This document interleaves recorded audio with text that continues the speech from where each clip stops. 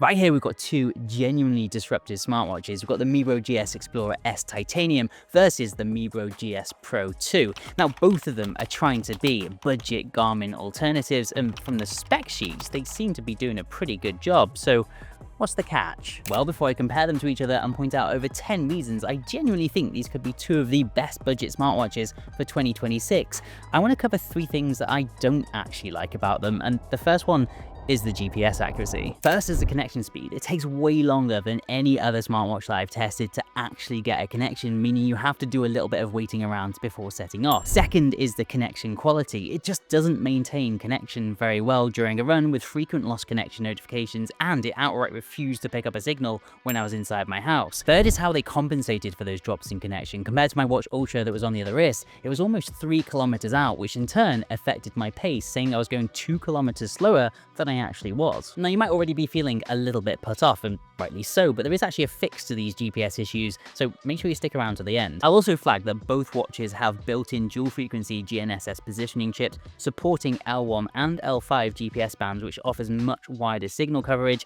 If you're in the USA, you're likely going to get much better performance in the USA than you are compared to that of Europe or the UK, for example. GPS aside, the second thing that I don't like about these smartwatches is the displays, and I'll caveat this by saying I've got a lot of good to say about the displays later on, but both smartwatches have a seemingly very low refresh rate, which just makes everything feel a little bit more janky and stuck in the past. The third thing I don't like is the app. Now, the Mibro Fit App is definitely not something to hate, but in comparison to other fitness apps that I've tried, like Samsung Health, for example, it seems a lot less user-friendly. There were some really serious points there that definitely would have been make or break for some people, but I still believe that both of these smartwatches have got a place on certain people's wrists, and despite being very different in terms of price, both watches share a lot of the same DNA. So here are 7 things that are pretty much the same on both smartwatches. And first is battery life. Both watches have flagship killing battery life. The Titanium has up to 20 days of battery life and as much as 50 days in its standby mode. You can also expect 25 hours of continuous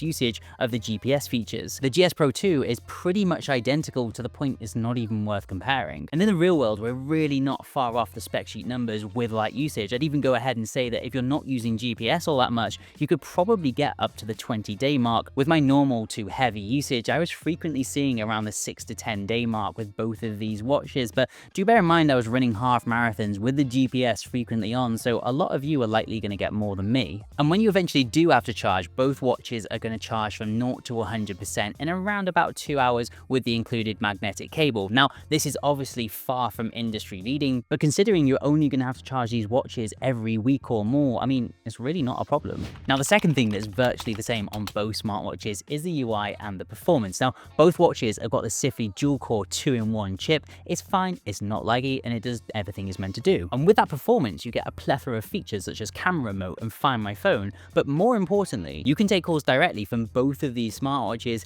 using the built-in microphone and speakers, and they're not actually half bad. So this is exactly how the GS Pro 2 is going to sound to another person when you're on the phone to them. And whilst I've got you here, please do consider leaving a like and subscribing to the channel. I've just gone full-time on YouTube, so I need all the support I can get. Now, clearly the microphone is not quite as strong as your phone, but I think in a pinch, they could come in really handy. And you know what? The speakers on these smartwatches are also not half bad. On top of being able to take calls, which is usually reserved for the most expensive smartwatches, you get other cool features like a flashlight, a barometer, a compass, and even a voice assistant, which in my experience hasn't actually worked. You do also get NFC, albeit not proper NFC. It's NFC for opening doors and connecting to exercise equipment. You can't load your payment cards onto it. Despite that and the voice assistant being a little bit janky, I gotta say I'm genuinely really impressed with the smart features on these smartwatches. They're actually in line with some of the most expensive smartwatches on the market for a fraction of the price. But if you are starting to get excited about these smartwatches, we need to answer the really important question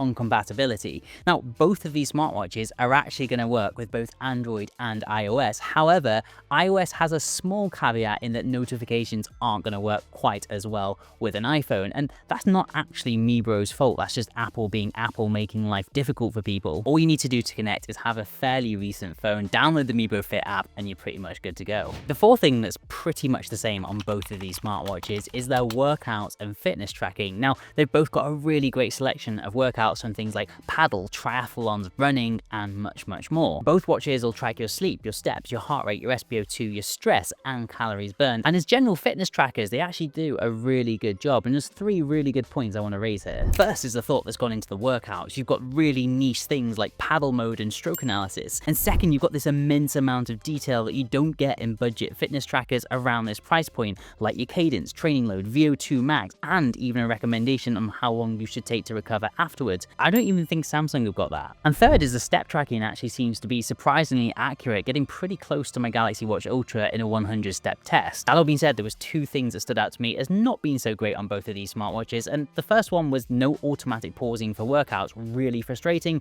and the second one was the heart rate accuracy. And whilst I maintain it was still within a good margin for error and definitely better than your average fitness tracker, I did notice it was slightly inflated compared to my Galaxy Watch Ultra. Despite those 2 minor points, well-rounded and versatile for the price is a great description of both of these smartwatches. And as an added bonus that sets them aside from some of the budget fitness trackers out there is they've both got support for mainstream apps like Strava. Anyway, now I want to call out sleep tracking specifically because actually in the real world, these have genuinely been some of the better smartwatches I've tested for it, even better than my Galaxy Watch Ultra. Specifically with budget fitness trackers in the past, I've been really skeptical because what they seem to do is just assume you're asleep because you're in bed.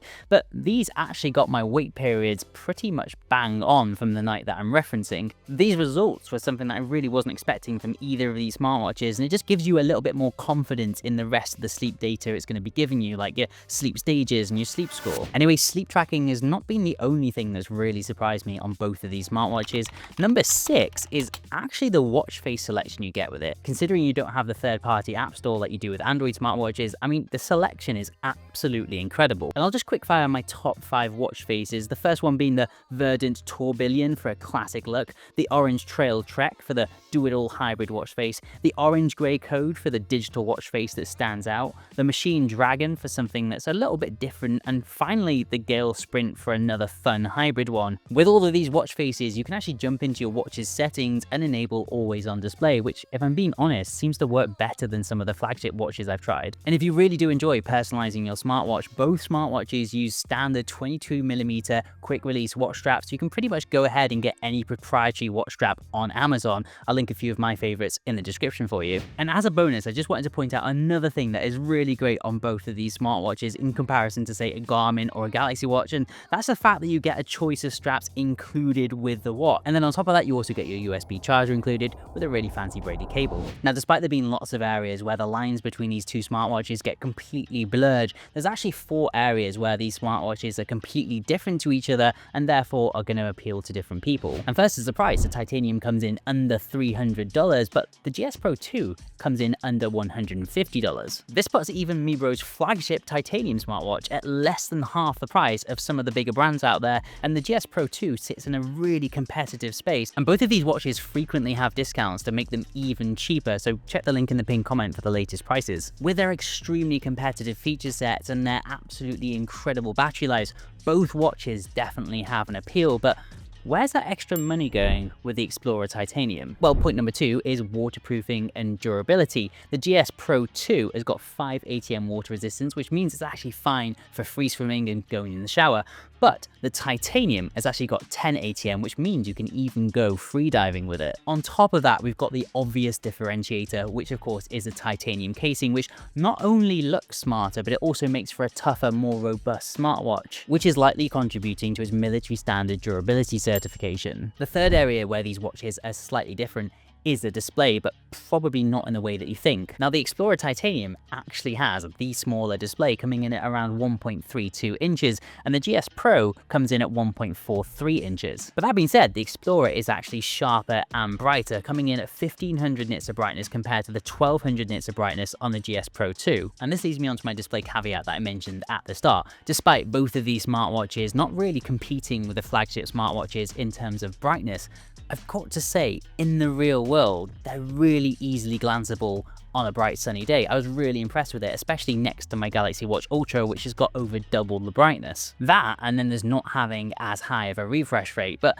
when you actually come to think of it, do you really need a high refresh rate on a smartwatch? Because a lower refresh rate means better battery life, which I'm pretty sure 99% of you would much prefer. Anyway, difference number 4 between the two is the physical buttons. Now, the GS Pro 2 has one button and then a crown that doubles as a second button, and the Explorer Titanium has 2 buttons plus the crown, and it does make a difference. But what they both do really well is this crown actually rotates and can be used to navigate around the watch, which actually makes perfect sense on a smartwatch, because if you have got it wet, it makes it really difficult to use a display. The fact that you can navigate using this crown is actually really clever. Anyway, with all the differences, the similarities, and my key pain points covered, which smartwatch should you buy? Should you buy the GS Explorer Titanium or the GS Pro 2?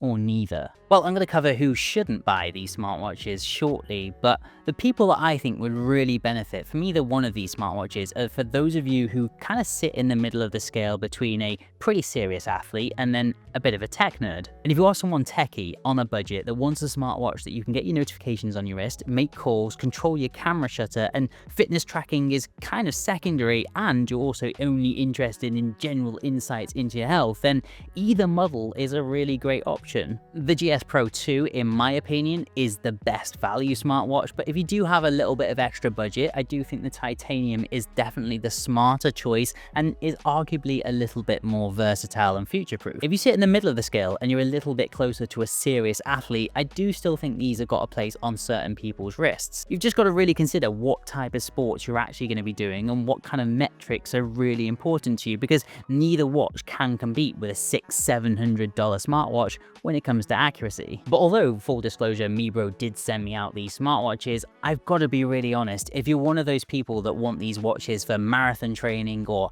Ironman training, I mean, these aren't the watches for you. There's much more accurate smartwatches out there, and to be honest, as a keen runner myself, I do feel that you need something a little bit more accurate when it comes to GPS. However, I did mention a GPS twist at the beginning of the video, and that is that you can actually connect these smartwatches to your phone's GPS, making the whole problem just go away. And now you might argue that doing that completely eliminates the point of getting one of these smartwatches with standalone GPS built in, and you are kind of right, but if you compare the prices of both of these smartwatches to other fitness trackers and smartwatches with built-in dedicated GPS that actually works really, really well, I mean, they're still very much worth it, especially considering the smart features. That being said, if you're completely set on having a smartwatch where you can just simply leave your phone at home and not have to worry about anything, do check out my full review on the Galaxy Watch Ultra. See you in the next one.